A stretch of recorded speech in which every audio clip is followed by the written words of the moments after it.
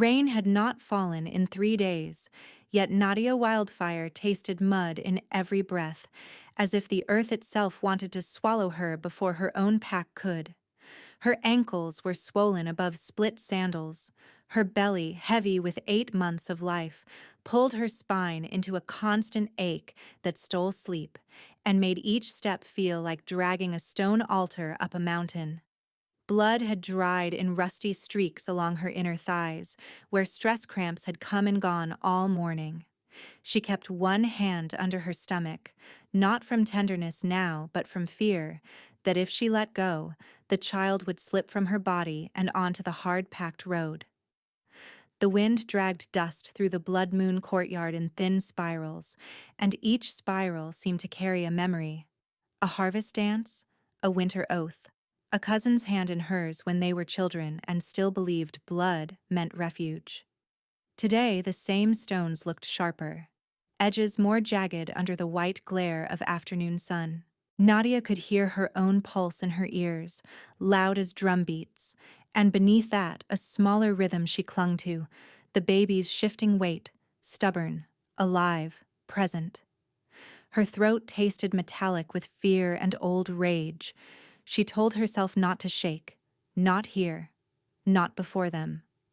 The blood moon courtyard smelled wrong, not of pine smoke and iron and familiar wolves, but of fierce sweat and polished lies. She stood before the council ring while cousins she had once braided flowers with stared as if she were carrion. Sebastian Bloodmoon lounged near the ancestral fire pit in a crimson cloak, his mouth bent in sorrow so theatrical it was almost beautiful. "Nadia," he said softly, voice carrying for every witness. "For the last time, confess. Tell them why you met Ashfang scouts beyond the border." Gasps followed, rehearsed. Nadia's pulse thudded against her throat. "I never met enemy scouts," she said. "You know that." Sebastian sighed. "And the air's fever? The poison in his tea?" He tilted his head. "How many more must suffer for your ambition?" Her Aunt Mira spat near Nadia's feet. "She always wanted more than her place." Uncle Torin slammed his cane against stone. "A prophet should serve, not scheme." The words hit harder than fists, because each came from mouths that had kissed her brow when she was little, when her wildfire gift first sparked and singed the corner of a woven mat. Then they called her blessed. Now they called her rot. 2 centuries seized her wrists anyway, silver shackles biting skin, while Sebastian paced the circle and spoke about duty and contamination and how he grieved for her fall. Nadia tried to call her wolf, but nothing answered. A week earlier, he had coerced the old cleric to strip her pack rights in a midnight rite, claiming temporary suspension during investigation. Without those rights anchoring her, she felt like a severed limb. "Search her quarters," Sebastian ordered. "Bring what she hides." They returned with a vial of black powder and a letter bearing Ashfang marks. Nadia laughed once, a broken sound. "That seal is wrong. Ashfang stamps wax with a split fang, not a crescent. You forged this." Sebastian's expression did not flicker. "Traitors always become scholars when cornered." "She is carrying corruption," Mira hissed, eyes sliding to Nadia's stomach. "Who knows whose blood that pup carries?" Something vicious moved through the crowd. Nadia tasted bile. She had not told anyone the sire because there had been no sire to name, no chosen mate, only the old prophecies she had inherited from her mother's line. The child would come under a storm, carrying 2 legacies and a fire none could cage. She had hoped silence would protect the baby. Now silence looked like guilt. For one breath she almost spoke the whole truth right there, about the prophecy rights written in the women's line, about the storm vigil she had kept alone, about the way old power could seed life without a claiming male when bloodline magic demanded continuation. But she saw the hunger in Sebastian's eyes and understood that truth would not save her in this ring. Truth needed witnesses willing to hear it, and everyone present had already chosen spectacle over fact. If she told them now, they would call it witchcraft, blasphemy, Madness. Anything but what it was. So she held the secret against her ribs and let them mistake silence for guilt, because even that was safer than giving him words he could distort. An elder rose, voice flat with ritual. Nadia Wildfire, by testimony and evidence, you are stripped of claim to land, title, and wolf. You are banished at moonrise from Blood Moon territory. Return, and you die. Her knees buckled. One sentry jerked her upright. Sebastian stepped close enough that only she heard him murmur, "You should have given me your inheritance deed when I asked. I offered comfort, cousin." His smile widened. "Now I'll take it from your grave." He kissed her forehead before witnesses like a grieving brother, and the pack howled approval. They gave her no horse, no water skin, no escort, only a torn cloak and a warning not to bleed on sacred stones.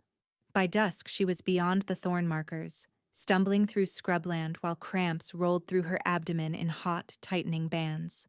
She counted breaths to keep panic down. Inhale 4, hold 4, exhale 6.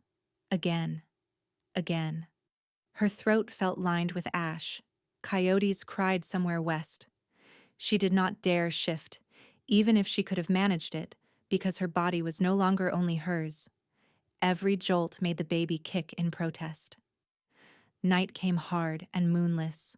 Nadia huddled beneath a split boulder, listening to wind scrape dry grass and thinking of her mother's voice reading law by firelight. Blood protects blood. No pregnant wolf may be cast out.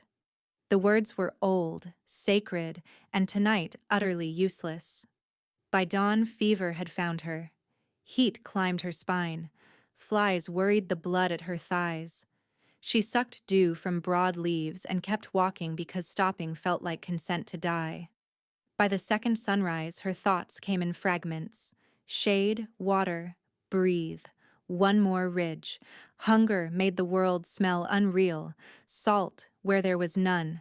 Phantom broth, bread she knew did not exist. Twice she stumbled and nearly fell to her knees, both times catching herself by bracing one hand against cracked stone, while the other stayed beneath her belly. She spoke to the baby without sound, mouth moving over promises she no longer knew how to keep. Not here. Not in dust. Not with vultures circling. On the second day, she saw riders on a ridge behind her, 3 silhouettes with blood moon spears. Hunting patrol, she told herself. Not for me. Then one lifted a horn and blew the old chase call, short, short, long. Her heart lurched. Sebastian had not trusted exile to finish the work. She shoved into a ravine thick with bitterbrush, branches clawing her cheeks. A contraction seized her so sharply she folded, palms in dirt, vision whiting at the edges. Not now, she whispered to her belly. Please, little flame, not now. Hooves thundered above. Pebbles rattled down around her shoulders. She crawled under a deadfall and held still while dust filled her nose, and her pulse pounded loud enough, she was sure, to betray her. The riders passed, or pretended to. She waited until shadows shifted, then forced herself up and moved east, away from everything familiar. Her decision came without ceremony. She would not die where Sebastian could point at bones and call it justice. The capital lay 2 days farther if she kept the old trade road. The Alpha King's lands were not kind to strangers, but law there at least wore a crown. She had once seen Corvus Stoneheart across a summit hall, all black armor and winter eyes, rumored to break traitors with his bare hands. Terrifying was better than false kin. By sunset of the 3rd day, hunger hollowed her so deeply she could smell roasting chestnuts from miles away and nearly wept. Smoke rose ahead in braided plumes. The moon market had begun outside the capital walls. Lanterns bobbed like captive stars over stalls crowded with traders, smiths, fortune callers, and thieves. Music from bone flutes twined with hawkers shouting prices for saffron, leather, charms against barrenness, charms against infidelity, charms against kings. Nadia wrapped her torn cloak tighter and kept her head down. Every scent struck too hard. Fried river fish, horse dung, spiced wine, blood from a butcher's block. Her stomach cramped with want and nausea together. She paused under a patched awning while rainless thunder grumbled far to the north. Merchants argued in 3 dialects. Somewhere, a baby cried and was hushed. Somewhere else, gamblers cheered over ivory dice. It should have felt alive. To Nadia, it felt like crossing a battlefield in peacetime clothes. She counted exits by instinct, tracked guard routes, avoided anyone wearing blood moon red. Every body that brushed hers made her flinch. Every loud voice sounded like accusation. She traded the silver clasp from her braid for half a loaf and a cup of watered goat milk. The baker eyed her belly and muttered, "You should be in a den, not a market." She almost laughed. She ate standing behind a dye cart, chewing slowly to keep from vomiting. For a blessed 10 minutes, strength returned to her legs. Then a group of blood moon merchants rounded a corner, their cloaks marked with her pack crest. Nadia turned away too late. One squinted. "Nadia?" She shoved through bodies, ignoring curses, nearly toppling a child. The crowd thickened near the palace approach, where iron gates stood open for the royal inspection procession. Drums rolled. Guards in stone-gray cloaks formed twin lines, spears upright, boots gleaming. Nadia saw the palace then. High walls veined with moonstone, banners snapping silver-black against a white sky.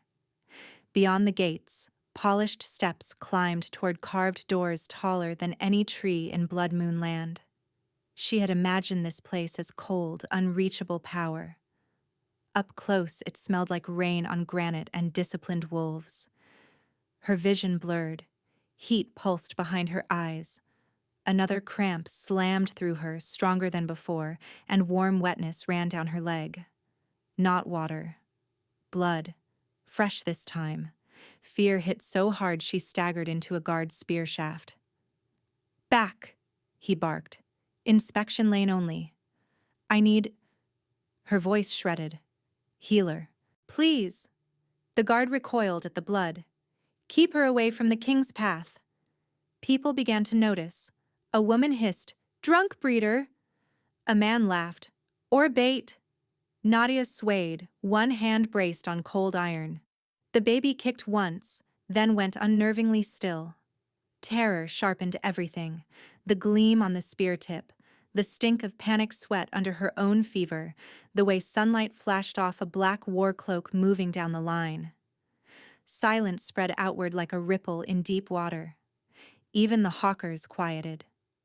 Nadia lifted her head through strands of sweat-damp hair and saw him descending the palace steps, flanked by captains who looked dangerous until he passed them and made danger itself look like escort.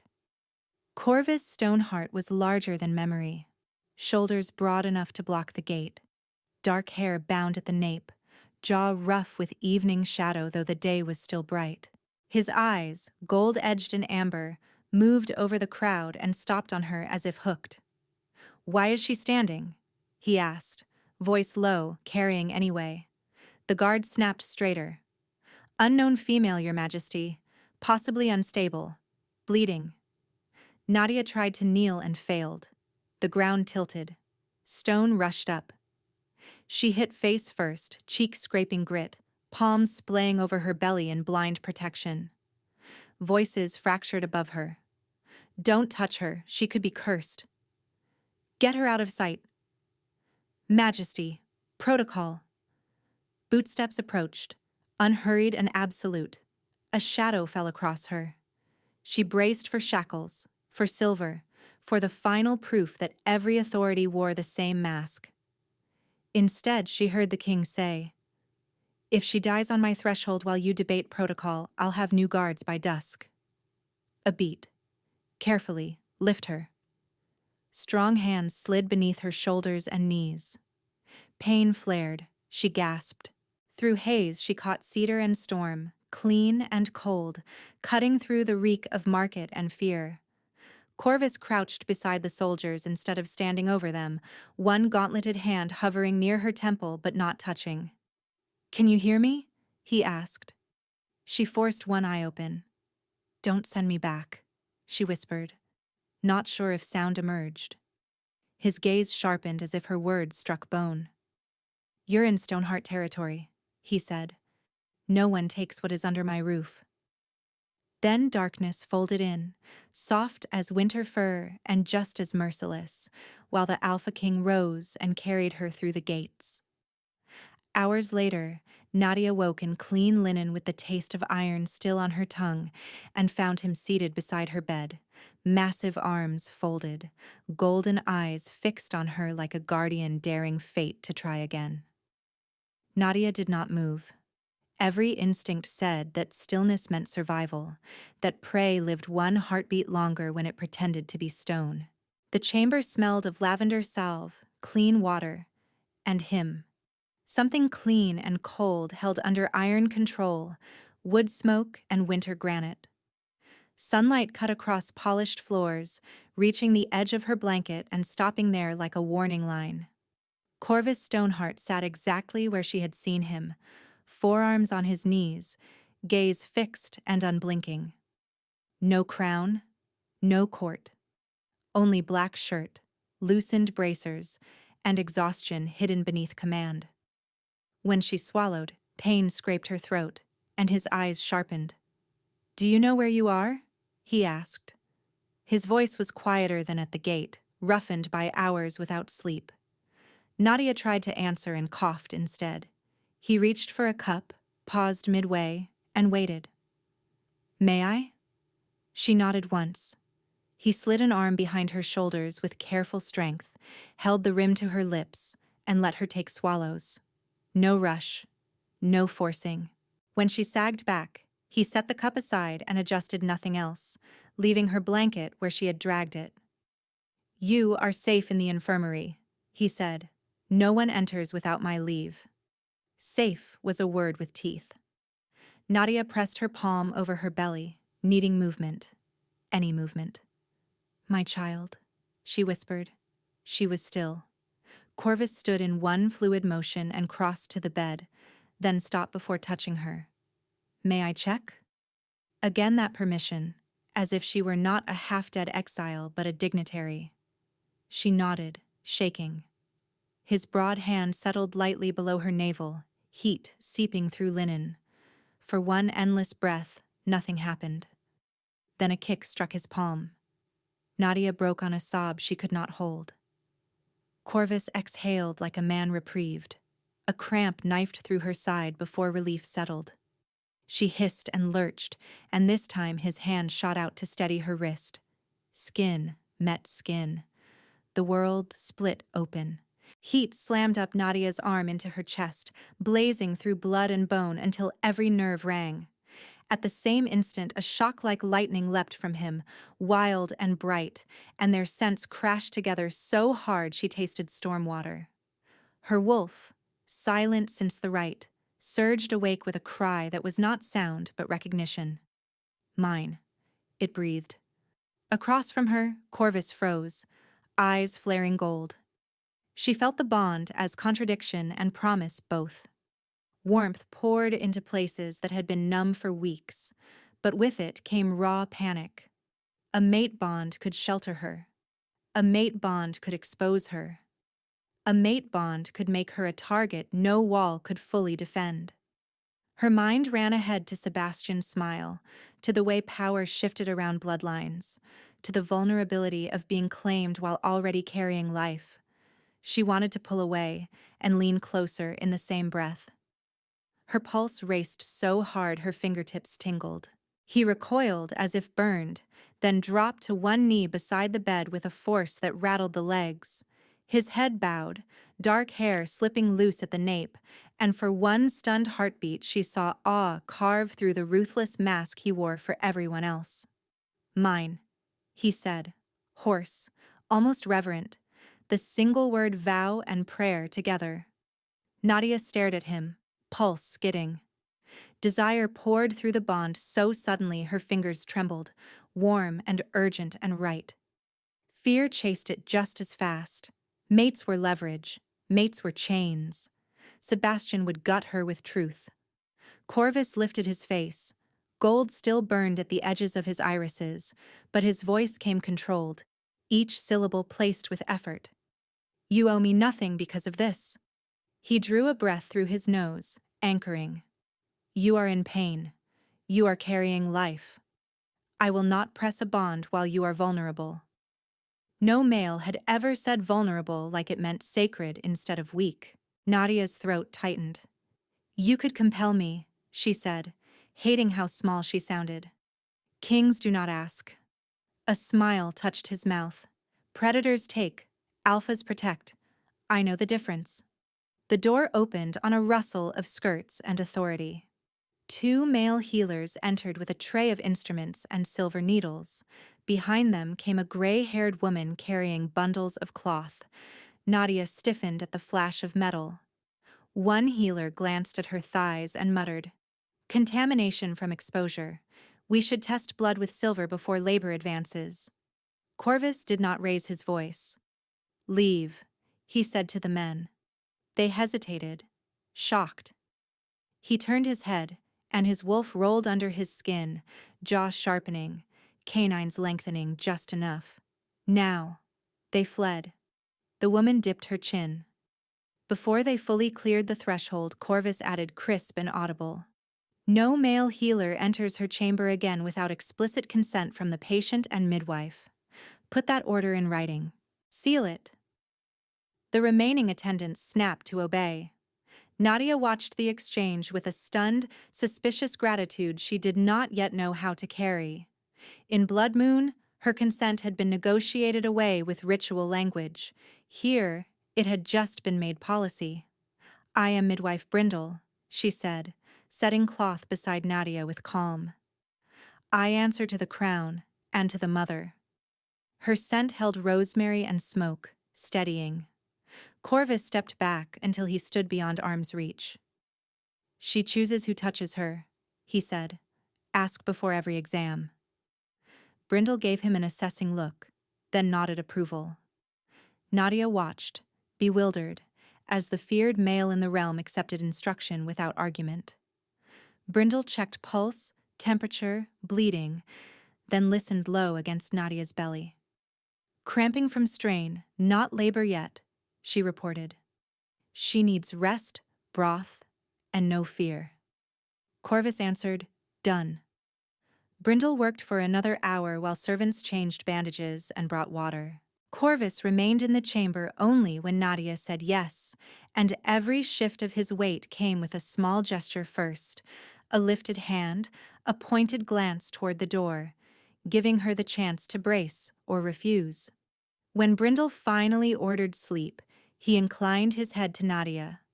I will be outside. She frowned. You are the king. And you are under my roof, he said. Same law. He left with no flourish, taking his storm scent with him until the room felt empty. Nadia stared at the door long after Brindle dimmed the lamps. Night deepened. Sleep came in scraps, dragged apart by dreams of markers and Sebastian's smile. Twice Nadia woke thrashing, certain she heard the chase call short, long outside windows. The first time Brindle soothed her back down. The second time the door opened and Corvus stepped in carrying a stack of law tablets under one arm. He kept distance from the bed. I brought law texts, he said, lifting them so she could see. If the sound helps. Nadia, shaking, managed a nod. His voice filled dark, low and steady, reciting statutes older than their bloodlines. Sanctuary clauses, oath penalties, protections for infants and mothers. She listened until panic loosened. He read not as performance, but as discipline, as if he had memorized each line to keep himself from breaking things when fear rose. Every time her breathing hitched, his cadence slowed. Every time her shoulders tightened, he shifted to another clause. Some law about maternal transit, some precedent where an alpha had been stripped for violating den rights. He was building a scaffold out of words, giving her facts to stand on when memory tried to drag her under. When her nightmares surged again, he did not hush her. He kept reading through them, anchoring her to the present with legal language and that rough, patient voice. Near dawn, when rain began ticking against the shutters, Corvus paused in his reading and looked toward her without lifting his head. "Inhale 4, he said. Hold 4. Exhale 6. The count she had used alone on the road returned from his mouth like a rope thrown into floodwater. Nadia obeyed, breath by breath, while his thumb tracked numbers over the tablet edge. When she settled, he closed the law book and rose. "You remembered," she murmured. "I counted every time your breathing changed," he said simply. Then he stepped back into the corridor and took watch again until sunrise. Morning brought broth, clean clothes, and news she did not trust. Brindle announced that bleeding had slowed and the baby's heartbeat remained strong. Nadia should have felt relief, yet suspicion prickled under her skin. Kindness had a price in her pack. She waited for Corvus to name his terms, demand gratitude, demand obedience, demand the child. Instead, he set a tray on the table and pointed to each dish like supplies. Bone broth, oat mash, pear slices. He looked embarrassed. "The kitchen sent honey too, but Brindle threatened me if I let you near sugar before noon." Nadia blinked, laughed. The laugh hurt her ribs and startled her almost as much as it startled him. Corvus's expression shifted, still stern, but briefly younger, less carved by command. "There," he said quietly, almost to himself. "You still have that sound." Nadia looked down at her bowl so he would not see the sudden sting in her eyes. She had not heard herself laugh since before the council ring. By afternoon she could stand with support, though cramps still tightened at random. Corvus escorted her from infirmary to a chamber overlooking a garden, never touching unless she asked for his arm. At the threshold he halted. 4 guards in slate armor snapped to attention. Their scents were Stoneheart loyalists, sharp and disciplined. "These answer directly to me," he told her. "If anyone claims Blood Moon authority, they deny it." Nadia studied him. "You expect someone to try?" His jaw hardened. "I know Sebastian's type. Men who forge 1 lie, forge 10. She shivered despite the warmth, and did not deny truth. The summons to court arrived before sunset, sealed with black wax and the crest. Brindle objected immediately. "She needs day in bed." Corvus read the message, expression flattening. "The council requests clarification sanctuary expenditures," he said, voice dry enough to spark. Nadia heard claws. They wanted to see her, judge her, maybe break her while she limped. Fear pricked, then anger followed. She pushed upright. "If they are already sharpening knives, I would rather face them awake." Corvus studied her for a moment, then inclined his head. "You will not stand alone in that room." For once, she believed him. Court convened in the summit hall, a chamber of stone ribs and moon glass that reminded Nadia of the place where she had once glimpsed Corvus across rumor and distance. This time, every gaze landed on her. Nobles lined the crescent benches in silks and war leathers, scents braided with curiosity and disdain. Whispers skittered like mice. Traitor. Bastard carrier. Opportunist. Nadia kept her chin level and walked beside the throne dais while the 4 guards formed a wall behind her. Corvus took his seat but did not lean back. He looked like a blade waiting for a hand to slip. A counselor named Halric rose, thin as a knife, and as gleaming. "Your Majesty, with respect, the woman has not been verified. She arrives bleeding from hostile lands, carrying an unclaimed pup, and receives palace resources and military guard. This appears less like sanctuary and more like indulgence." Laughter rustled along the bench. Another noble called, "Perhaps she knows how to fall at the gates." Heat crawled up Nadia's neck. She had survived exile, riders, hunger, blood loss, yet mockery from perfumed mouths still cut. Corvus remained silent for 3 breaths, and the hall mistook restraint for permission. A third voice said, "Test her." The word cracked through her like lightning. Silver test. She remembered the sentry's shackles, the old cleric's trembling hands, laws twisted until they strangled. Halric spread his palms. A silver contact at the tongue will expose false blood and hidden corruption. If she is harmless, she loses nothing. Corvus stood. The movement was small. The effect was not. Air pressure shifted as his wolf surged to the surface, shift rippling through muscle and bone. His canines dropped, claws tipped his fingers, gold consumed his eyes. She loses dignity, he said, voice edged with growl. She loses safety. She loses nothing again. No one laughed now. Even Halric took a step back. Corvus planted hands on the council table and looked from face to face, not speaking until every eye dropped or held with effort. "Hear me clearly," he said. "Insulting Nadia Wildfire under my roof is treason against the crown. Suggesting forced silver on a pregnant guest is assault by law and by honor. Any counselor who repeats either will be stripped of seat before sunset." The silence throbbed. Then Corvus turned to the scribe. "Record amendment. Temporary sanctuary statute. Immediate effect." Ink scratched as he dictated protections in open session. "Nadia Wildfire is named under direct Stoneheart protection, pending review of claims brought by Blood Moon leadership," he said. "No pack may seize, summon, or test her without crown consent. Any attempt to remove her child before public bonding will be treated as bloodline theft and high crime." Nadia felt the room tilt for an entirely different reason. He was not shielding her in whispers. He was forging a wall where rivals could see it rise. Corvus continued. "Assign Ember Unit to her detail." 4 warriors in black stepped and saluted. "Their oath runs to me alone," he finished. "Cross them if you wish." Ember Unit. The name snagged in Nadia's chest, a spark she could not place, gone before she could catch it. Around the hall, nobles shifted as if measuring risks. Halric lowered his gaze and murmured, "As the crown commands." Corvus did not sit until every counselor echoed compliance. Only then did he glance toward Nadia. The rage in his wolf had retreated, but not vanished.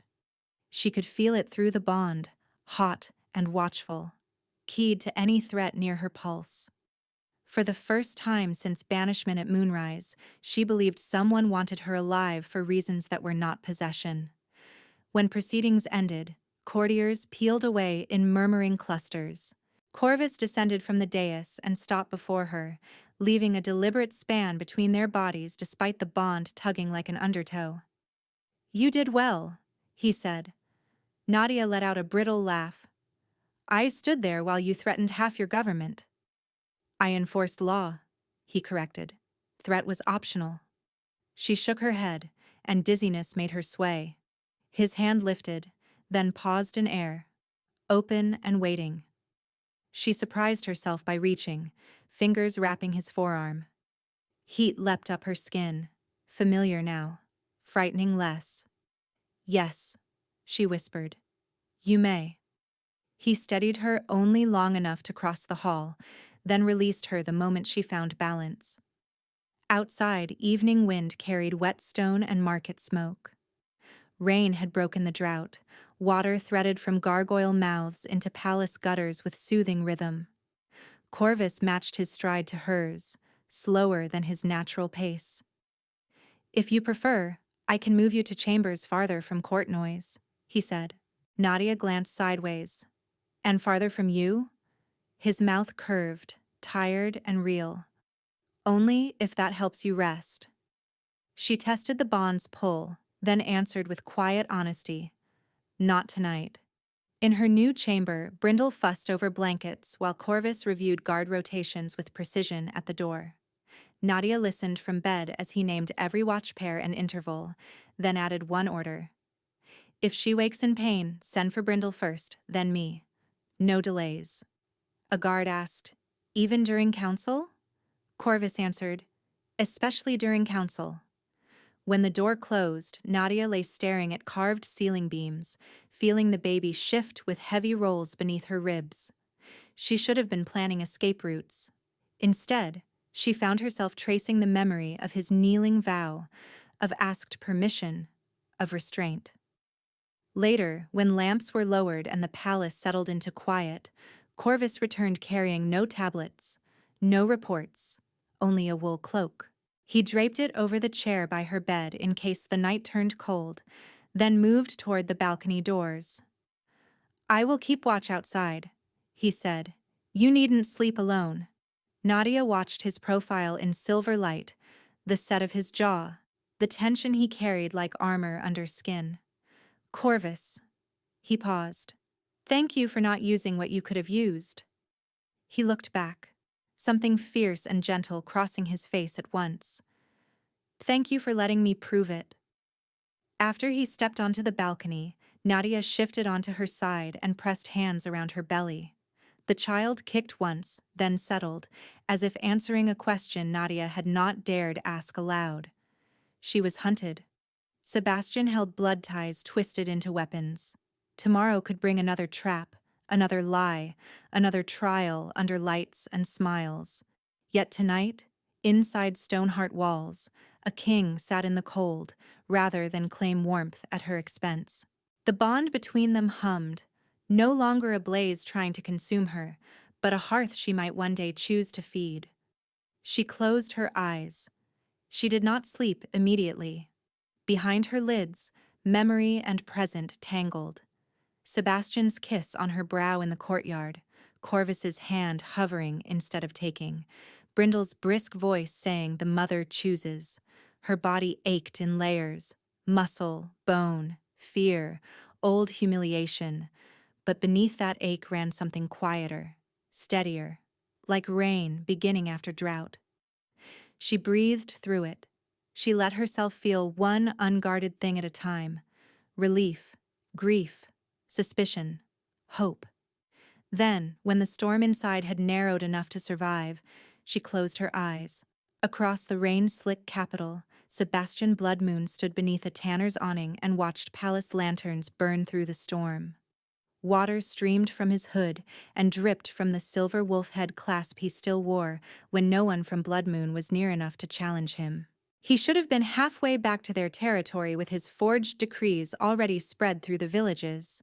Instead, he had remained in the city because Nadia had not died on the road quickly enough to suit him. A courier slipped into the alley and bowed shallowly. "From the summit hall." Sebastian took the waxed note, broke the seal, and read by shielded lantern light. His mouth hardened at the first line, then curved in a thin, furious smile at the second. Temporary sanctuary, royal protection, exempt from testing, summons, and seizure. Stoneheart has placed her under his roof, he murmured. The courier swallowed. The market says she collapsed at the palace inspection lane. The king carried her himself.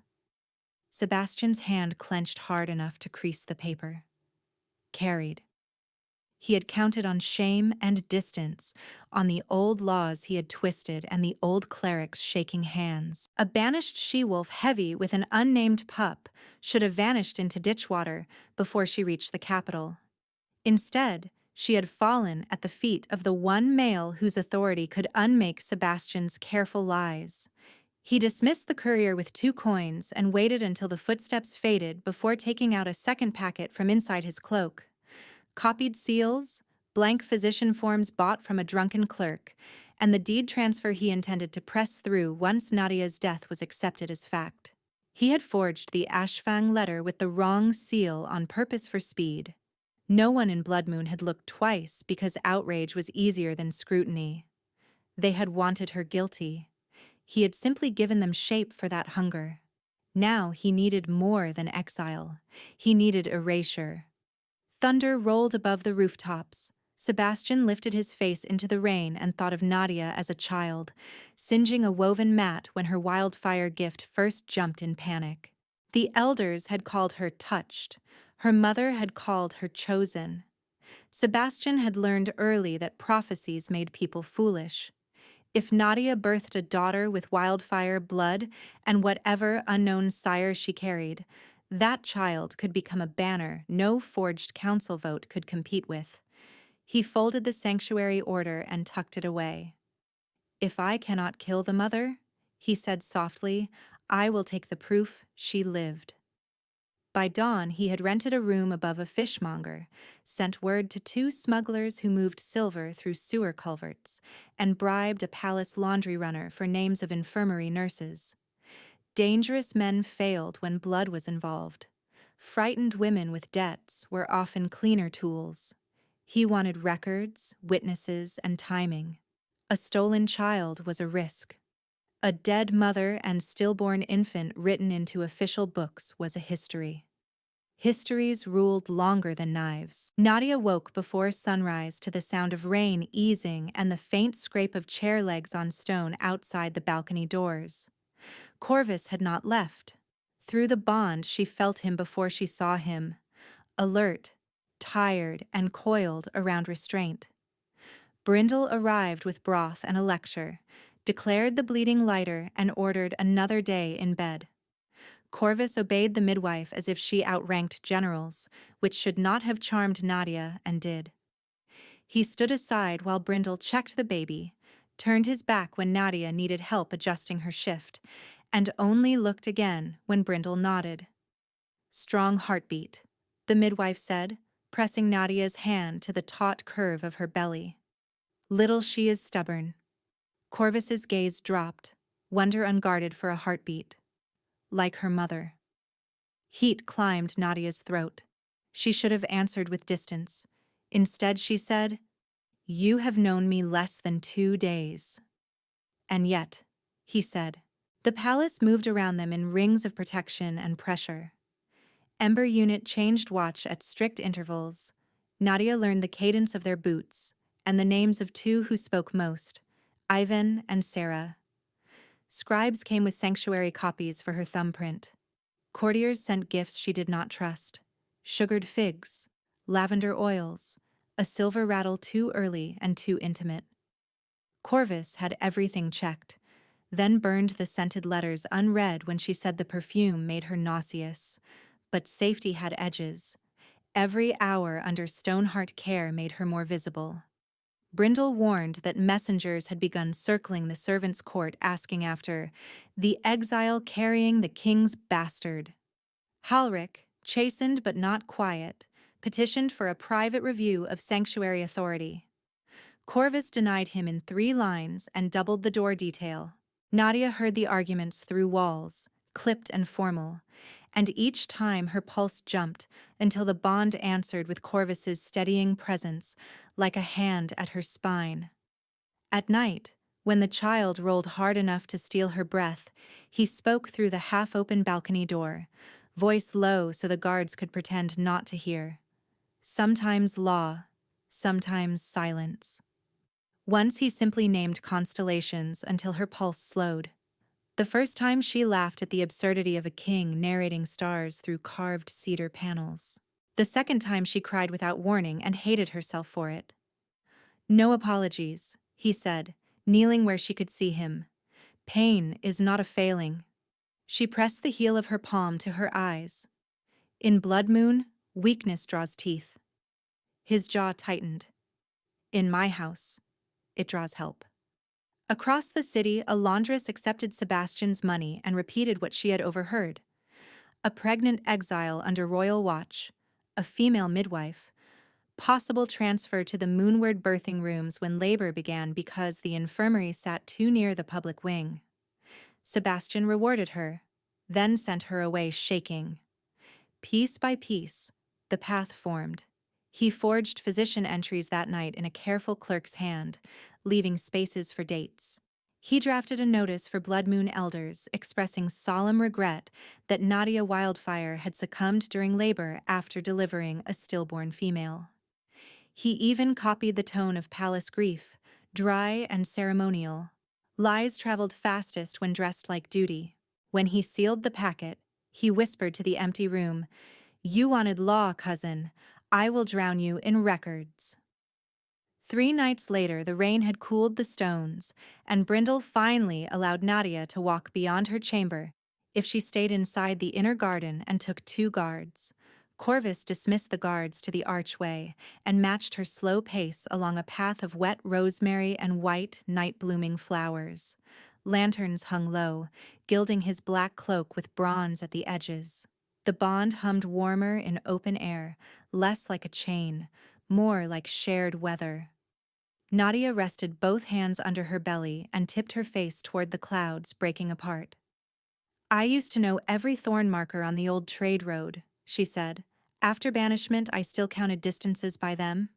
2 days farther, half a loaf left. Sunset of the 3rd day. She gave a humorless smile. I think in survival measures now. Corvus watched her carefully. What did you think in before? She considered. Possibilities.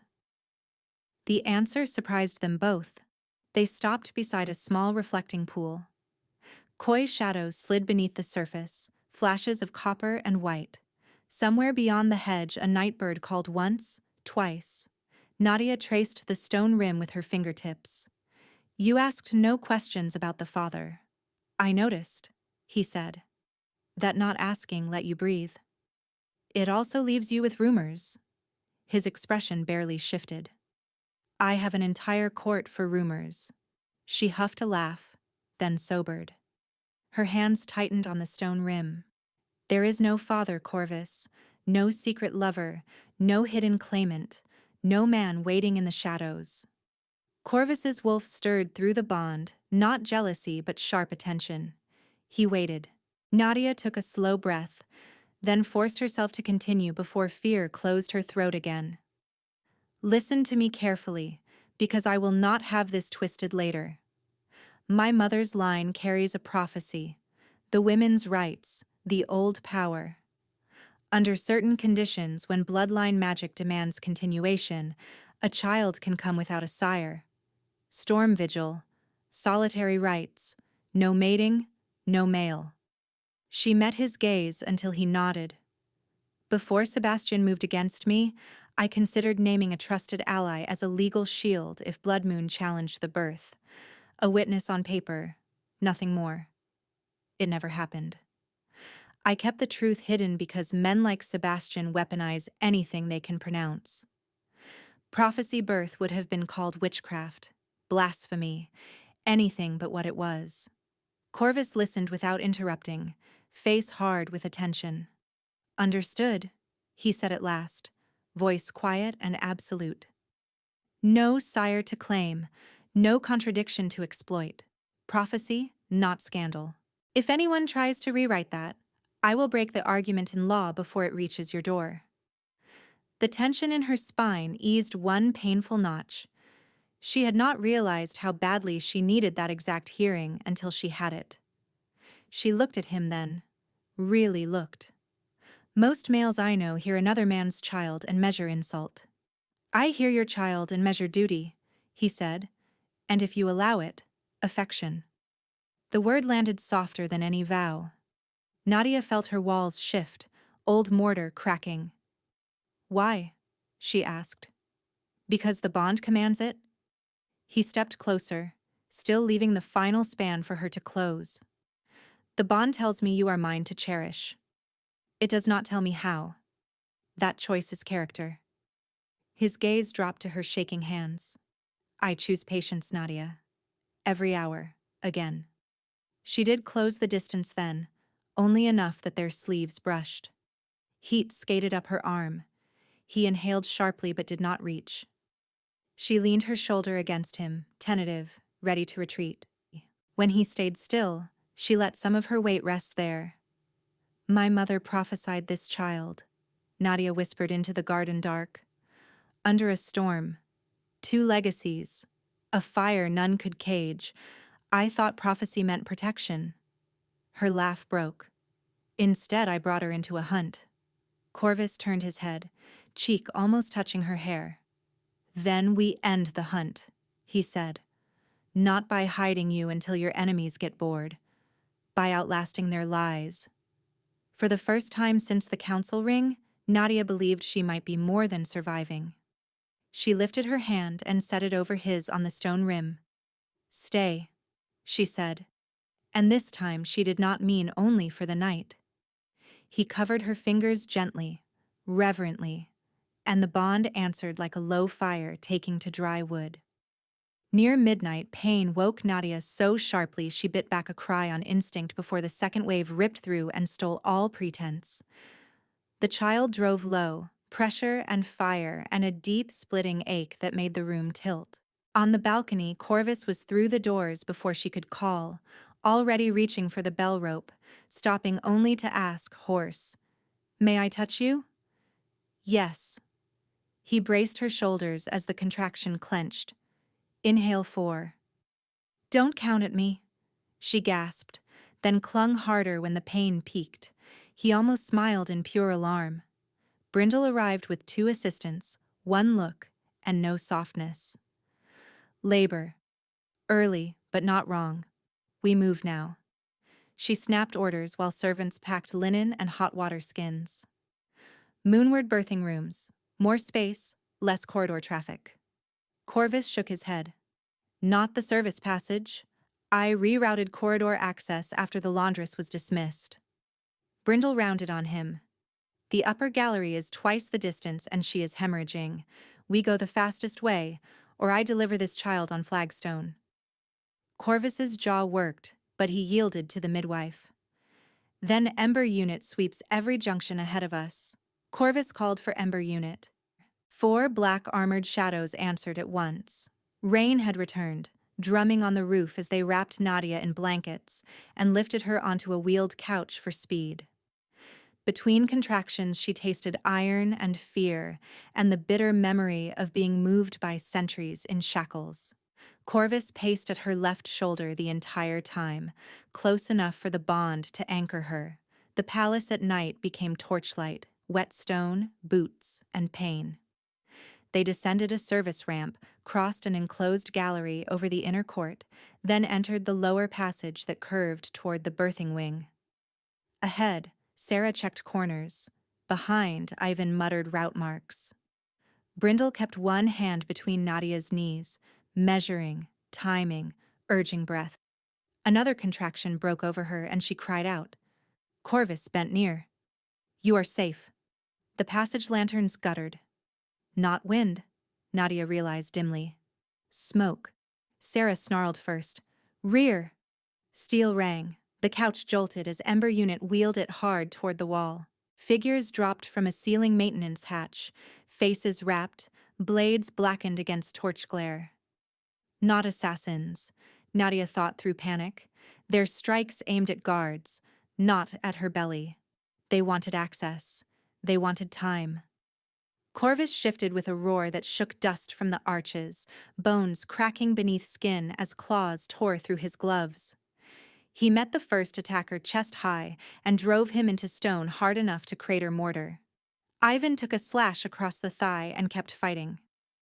Brindle shoved Nadia's blanket between her teeth for the next contraction and hissed, "Push when I say, not before, unless you plan to deliver in a hallway." Nadia would later remember the scene in flashes. Black armor slick with rain and blood. Corvus, half-risen wolf with gold eyes blazing, the stink of silver from a shattered vial, Brindle cursing like a dockhand, and pain, pain, pain. One assailant lunged past the melee with a cloth and syringe toward the couch. Nadia's wildfire gift sparked from some buried animal terror. Heat burst from her palm, a violent flare that caught the attacker's sleeve and sent him screaming backward. "Again!" Brindle barked. "I can't." "You can. Now push." The world narrowed to force and tearing and the sound of Corvus killing something with his bare hands. Then, suddenly, a cry. Thin, furious, alive. Nadia sobbed and reached. Brindle lifted a blood-slick infant, eyes wide above her mask of concentration. "Girl," she said, triumph blazing. "Strong lungs." For one impossible heartbeat, joy drowned everything. Then the lamp glass shattered. Darkness slammed down. A sweet chemical stink flooded the passage. Nadia coughed, choking. Voices shouted. Someone yelled, "Protect the king!" Brindle thrust the baby toward an assistant. Take her to room 3. Move! Nadia tried to scream, "Wait, bring her here," but another wave and the smoke stole breath and strength alike. Through blurring vision, she saw a shadow in servant gray catch the infant bundle from Brindle's assistant at the passage turn, too smooth, too practiced, and vanish through a side door marked for laundry carts. Corvus reached the couch a heartbeat later, blood across his jaw, eyes wild. "Where is she?" Nadia clawed at his arm, words shredding in her throat. "Took. Someone took." From the upper corridor, a bell began to hammer, not the birthing alarm but the palace death toll. 3 slow strikes carried through stone. Brindle stared upward, face draining as an aide stumbled from the birthing rooms clutching a slate board already smeared with fresh ink. "My king?" the aide stammered, not looking at Nadia at all. Records say Lady Nadia Wildfire expired in labor, stillborn female, signed and entered. Corvus went utterly still, and the bond between them flashed from hearth warmth to a blade drawn in the dark. His head snapped toward the side door the shadow had used, then to the slate in the aide's hands. "Seal every archive room, lock the south culverts, bring me the scribe on duty and every nurse who touched this passage," he said, voice so cold even the guards flinched. He bent over Nadia, blood and rain and smoke on his skin. "Stay with me." She gripped his wrist and forced out one word through raw lungs. "Find her. Before they bury us alive under their lies. Find her," Nadia rasped, and Corvus answered with action instead of comfort. Before dawn, Stoneheart soldiers dragged the birthing passage apart stone by stone.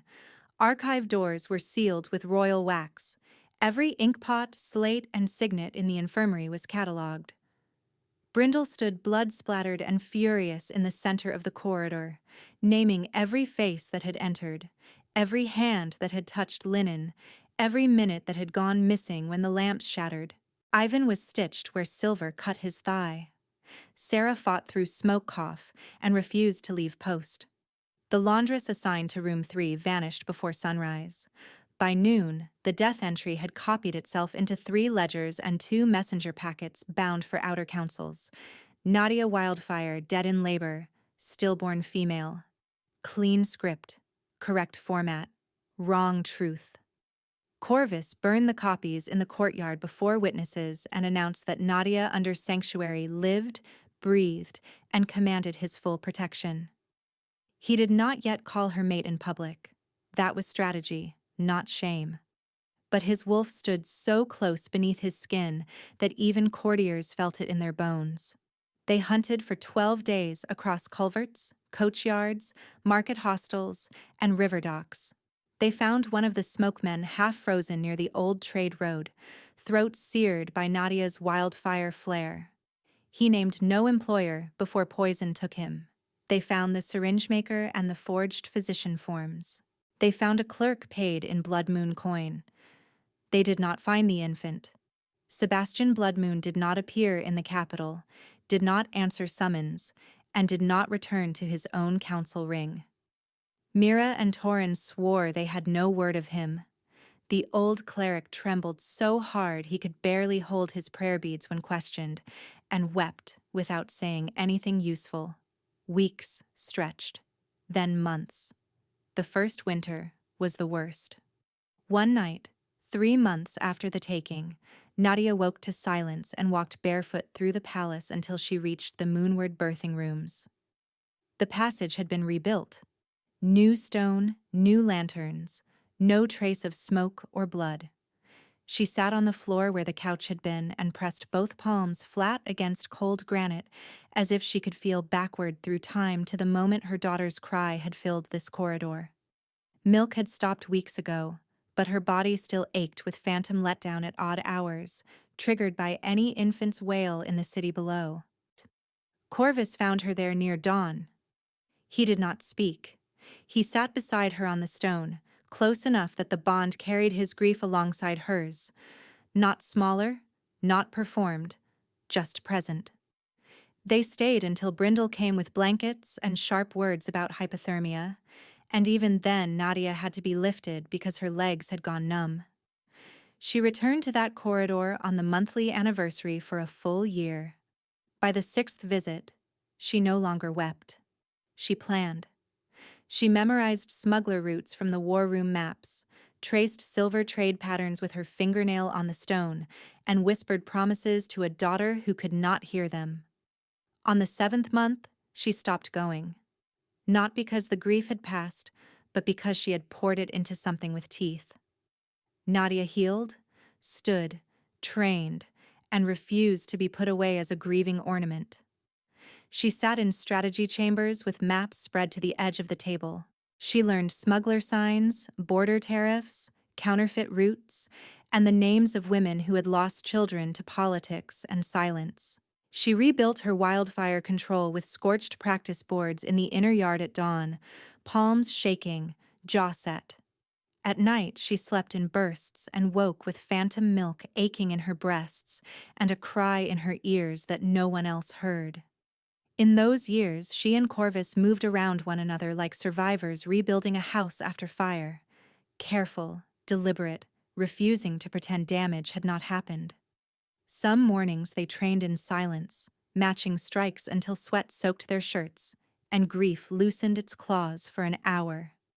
Some nights they argued over tactics until Brindle threw both of them out of the war room and told them to eat. The bond endured distance, endured rage, endured unanswered questions. It did not wither. Corvus searched like a king and like a father denied before first touch. He sent trackers beyond Stoneheart, beyond Blood Moon, into salt caravans and mountain dens. He turned spies inside smugglers by buying debts and forgiving sons. He carried guilt like armor, visible only when the straps came off. The first year passed, then the second. Rumor hardened into accepted lie outside palace walls. Many believed Nadia had died, and the king's grief had turned him feral. That rumor kept some enemies cautious and gave others courage. By the sixth winter, Nadia had become something court had not expected. The unburied woman at the center of law reform, untouchable in debate, impossible to silence. Temporary sanctuary had become permanent statute in Stoneheart lands. Pregnant wolves could not be exiled, tested by silver, or transferred without maternal consent. Halric, once eager for blood tests, now sat quiet whenever she entered council. Still, her daughter remained a wound with no scar. The break came from a palace nurse long retired, pulled from a hill village after a trader reported her drinking and muttering about the night with 2 babies and 1 lie. Her name was Etta, and age had bent her spine, but not her nose. In tribunal interview, she asked for Nadia first, then Corvus, and when both entered, she inhaled once and pointed with a shaking finger. "The girl who vanished that night," Etta whispered. "I smelled her again 5 summers ago at a border inn. Same milk-sweet line under cedar smoke. She called a man Uncle Bass. He used the alias Sable Thorn. He paid with Blood Moon silver filed smooth." Corvus's stillness turned lethal. 3 nights later, he rode with 6 of Ember Unit under storm cover to a hunting lodge beyond Neutral Marsh, a place registered to no pack and warded against formal scenting. The guards outside wore hired leathers, not house crests. Corvus broke the first gate with his shoulder in half-shift, claws through oak, and reached the sleeping room before the second alarm bell sounded. He expected another ambush. Instead, he found a child standing on a trunk with a kitchen knife held wrong, 2 hands shaking but defiant. She had Nadia's mouth when angry. "Stay back," she shouted. "Uncle Sebastian says crown wolves steal pups." Corvus dropped his claws, crouched to her eye level, and kept his voice rough and low. "I am not here to steal you, little flame. I'm here to take you home." She lunged anyway. He let the blade scrape his vambrace and did not flinch. When one of his soldiers moved, Corvus snapped, "No." Then he set his gauntlet down, offered his empty hand, and said, "Your name is Ember Wildfire Stoneheart, if you choose it." His voice caught on the word. the same name he had given a protection unit 6 years ago, before he understood why it had come to him unbidden. Your mother has been waiting 6 years. The knife clattered from her fingers. She did not take his hand. She did allow him to wrap his cloak around her when she began to shiver. At dawn, he brought her to Nadia's chambers. Nadia was standing before the hearth when the door opened, spine straight, face pale from a night without sleep. She looked first at Corvus, reading blood and rain on him, then at the child half hidden behind his leg. For a heartbeat, no one breathed. Ember's eyes were huge, wary, old in ways children should never be. "You're not dead," she said, accusation and wonder tangled together. "He said you died because you were weak." Nadia went to her knees slowly, as if approaching frightened fire. "I am not dead," she said. "I was taken from you, and you were taken from me. I did not stop searching. Not one day." Ember's mouth trembled. "Uncle Bass said you gave me away." "I never did." Nadia opened both hands, empty. "I can tell you every ugly piece of truth. I won't paint it pretty, but I will never lie to you." The child looked from Nadia to Corvus, to the waiting guards, to Brindle in the corner with her hand pressed over her lips. "If she's true," Ember whispered, "then he lied about everything." Corvus answered, "Yes." The room held while a little girl's world split in two. Sebastian struck before sunset. A formal petition arrived in Summit Hall demanding emergency recognition of his custodianship over orphaned blood moon issue, accusing Corvus of abducting his ward, and calling Nadia an impostor manipulated by crown sorcery. Attached were witness oaths, medical attestations, and a notarized death extract older than 6 years. Half the signatures belonged to men already dead. The seals looked perfect at first glance. Corvus offered one order: "I can end him by midnight."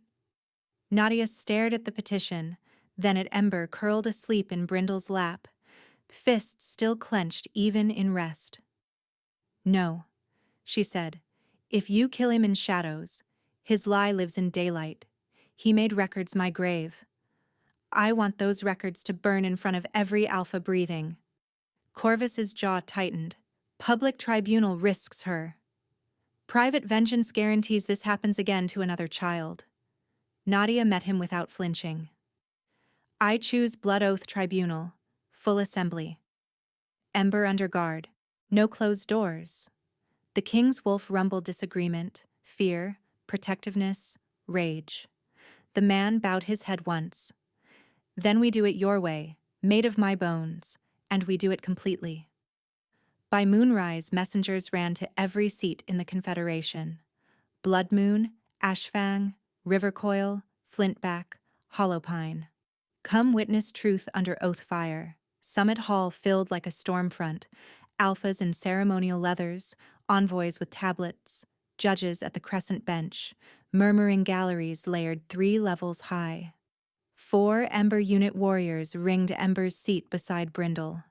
Ivan and Sarah stood at Nadia's back, scarred reminders that this was not theory.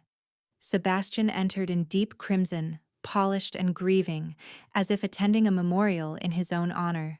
Mira came with him, veiled. Torin limped at his side with that same cane he had slammed against stone years ago. The old cleric arrived under escort, hands shaking. When Nadia stepped to the tribunal floor, whispers rippled. Ghost, pretender, queen, traitor, mother. She wore no jewels, only black and silver and the wildfire sigil reborn at her throat. Chief Judge Marrow intoned, "Nadia Wildfire, sworn alive under crown seal, you may present." Nadia's voice carried clean. 6 years ago, my daughter was stolen during labor transfer, while false records declared me dead and her stillborn. The architect sits there. She pointed at Sebastian. He forged exile, forged poisoning charges, forged my death, and weaponized my child as inheritance key.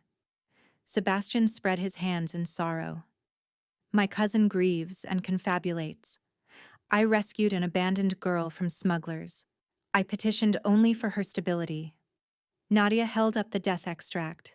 You forged this with copied physician forms from palace stock and an obsolete infirmary code retired the year before my labor. A rustle ran through the scribes. Sebastian smiled thinly. Convenient scholarship. No proof. Proof, Nadia said, is written in ink you thought no one remembered. She laid his documents across a slate brazier and pressed her palm above them. Wildfire answered like breath-catching tinder. Not destructive flame, focused heat, bright and blue-white. Hidden truth ink ignited in branching lines beneath the visible script, revealing overwritten dates, recast names, and Sebastian's cipher mark embedded in every witness oath. Gasps turned to shouts. One alpha stood snarling, another demanded silence. Judge Marrow slammed the gavel stone. Order! Nadia did not look away from Sebastian. Men who forge one lie forge 10. Here are 10. Shall I show 20 more? Halric rose from the council tier, face ashen. I reviewed those forms 6 years ago. The retired code is real. He swallowed hard. I was blind. No longer. Sebastian's mask slipped for the first time. You think paperwork crowns truth? She has no blood witness? Nadia turned to the gallery and knelt before Ember, bringing herself smaller than the chair so the child could choose from strength, not pressure. Ember, she said softly, audible in the carved hall. I am your mother. He is my cousin. He fed you lies because my blood gave him power. You do not owe either of us trust on command. You consent us both and decide what your body says. Brindle whispered, only if you want, little heart. Ember slid down from her chair, chin up despite shaking knees. She walked first to Sebastian. He reached for her shoulders with practiced gentleness. Sweetling, don't let them confuse you. She sniffed once, twice, then stepped back. She crossed to Nadia, paused, and inhaled at Nadia's wrist where old scar tissue marked the shackles from banishment. Ember's expression changed. Recognition without memory. Some deep line older than language. She leaned closer, nose at Nadia's neck, then turned toward Corvus where he stood rigid as a drawn blade at the edge of the floor. She scented cedar and rain and that same undertone she carried herself. Storm under embers. Ember faced the judges. Her voice was small and clear. He smells like lies and fear. She pointed at Sebastian. Then she took Nadia's hand. She smells like me. The hall erupted. Sebastian did not wait for verdict. With a snarl, he vaulted the rail, crimson cloak flaring, and a silver blade dropped from his sleeve into his palm. If I can't own the bloodline, he screamed, lunging toward Ember, no one will. Corvus moved faster than sight. He hit Sebastian mid-stride, forearm crushing his throat, and drove him into tribunal stone hard enough to crack it. The blade skittered, nicking Ivan's boot. Sarah seized Ember and rolled behind the guard ring. Wolves roared in the galleries. Judges shouted for containment. Guards flooded the floor. Sebastian bucked under Corvus, teeth bared, eyes gone feral. She's leverage, he spat, blood flecking his lips. A womb, a deed, a throne key. Enough. Nadia's voice cut through the chaos like iron on glass. She stepped past the executioners before anyone could stop her and knelt beside Sebastian's pinned body. Fire trembled in her hand, not wild this time, deliberate and merciless. She placed her palm over his chest where his heart hammered. He laughed once, ragged. You won't burn, kin. Nadia's hand ignited.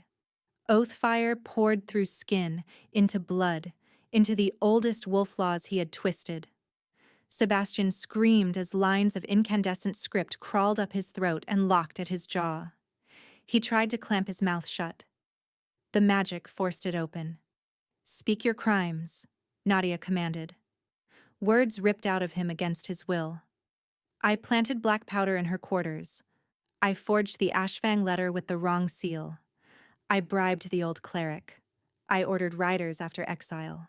I copied physician forms. I paid the laundress. I entered her death before she bled out. I sold the newborn to my own men, then reclaimed her under alias. I trained the girl to hate her mother. I intended to present her at 12 as rescued heir and claim regency over Bloodmoon and challenge Stoneheart's succession. His body convulsed. I would have killed them both if needed. Silence hit like a dropped gate. Nadia's voice shook but did not break. You were family. Sebastian coughed blood and smiled with split lips. Family is leverage. She met his stare, wildfire burning steady. Not anymore. Judge Marrow rose. By confession, under oath fire and witnessed attack on a royal heir, Sebastian Bloodmoon is stripped of name, rank, lands, and pack claim. Sentence? Nadia looked at Corvus. Corvus looked at her. She answered first. No martyr's death. Exile in wolfless irons beyond the dead salt border. No pack may shelter him. No bloodline rights survive him. So ordered. Marrow struck. The same day, under hard noon sun, they chained Sebastian in iron etched to mute shift and scent call. Crowds lined the outer road in grim quiet as Corvus himself mounted the escort. Mira collapsed when the sentence was read and begged to speak. Nadia granted 1 minute. Her aunt wept apologies too late to matter. Torin stared at the dust and said nothing until guards took him for perjury review. The old cleric knelt before Nadia, sobbing, and she spared him prison in exchange for public testimony in every pack that had copied the false rites. At the dead salt stones where wind tasted of metal and nothing grew, Corvus unlocked Sebastian's crest clasp and threw it into the flats. Walk, he said. Sebastian's final glare held only hate and hunger. Then he turned, shackles clanging, and disappeared into white glare where no wolf song carried.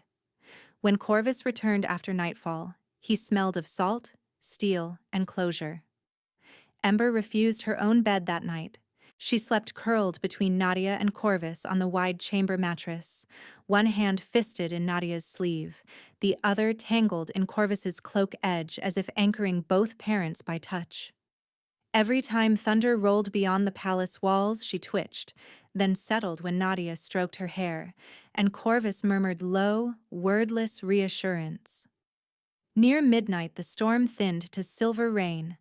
Ember's breathing deepened.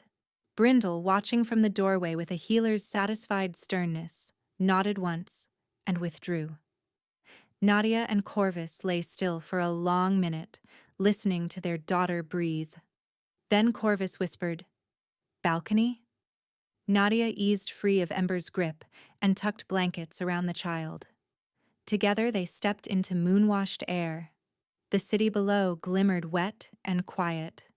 Far beyond the walls, lightning flickered over the horizon where dead salt began.